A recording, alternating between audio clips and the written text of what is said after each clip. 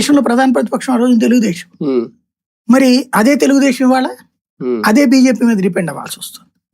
అంటే ఎదిగిందా తగ్గిందా? నార్త్ ఇండియాలో మూమెంట్ ను గమనించి క్యాష్ చేసుకోవడం ప్రారంభించింది వాళ్ళు. అక్కడి నుంచి ప్రజల అంశాలని టచ్ చేసుకుంటూ వెళ్తుంది. ఫస్ట్ ముందు ఒక పాజిటివ్ అట్మాస్ఫియర్ క్రియేట్ చేసుకోవడం అన్నటువంటిది ఎక్కడ ఉపయోగపడద్దో అక్కడి నుంచి చేసుకెళ్ళింది. ఇప్పుడు మీరు దక్షిణాదిలో చూస్తే ఒకప్పుడు జీరో అసలు బీజేపీ, ఈశాన్య రాష్ట్రాల్లో జీరో, నార్త్ ఇండియాలో ఒక గుజరాత్, రాజస్థాన్ ఇట్లాంటి చోట్ల కనిపించేది. అలాంటి స్టేజ్ నుంచి ఇవాళ పరిస్థితి ఏంటి? అప్పుడు రెండే రెండు, అందులో ఒకటి వాజ్పేయి అద్వానీలు కాదు, అప్పుడు ఉంది మన ఏది తెలంగాణకు సంబంధించిన ఒక సీట్ ఉంది, నార్త్ ఇండియాలో నుంచి ఒక సీట్ ఉంది. రెండే రెండు సీట్లు ఆ రోజున గెలుచుకుంది బీజేపీ.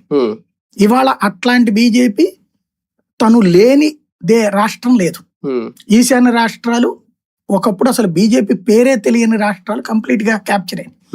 అట్లాగే దక్షిణాది రాష్ట్రాల్లో కర్ణాటకలో అధికారమా ప్రతిపక్షమా ఆ స్థాయిలో ఉంది.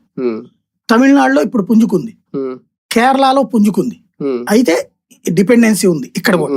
దానికి రీజన్ ఏంటంటే సుదీర్ఘకాలం పాటు ఇక్కడ ఉన్నటువంటి నాయకులు ఆర్ఎస్ఎస్ కి సంబంధించి ఉన్నటువంటి వాళ్ళు మిగతా వాళ్లతో మధ్యన బంధం పెద్దగా పెరగల.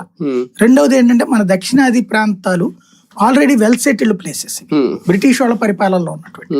ఇక్కడ రిలీజియస్ భావోద్వేగాలు తక్కువ, క్రైస్తవ విధానంలో నడవటం, ముస్లిం విధానంలో నడవటం, ఇక్కడ గ్రామీణ ప్రాంతాల్లో కలిసి సహవాసం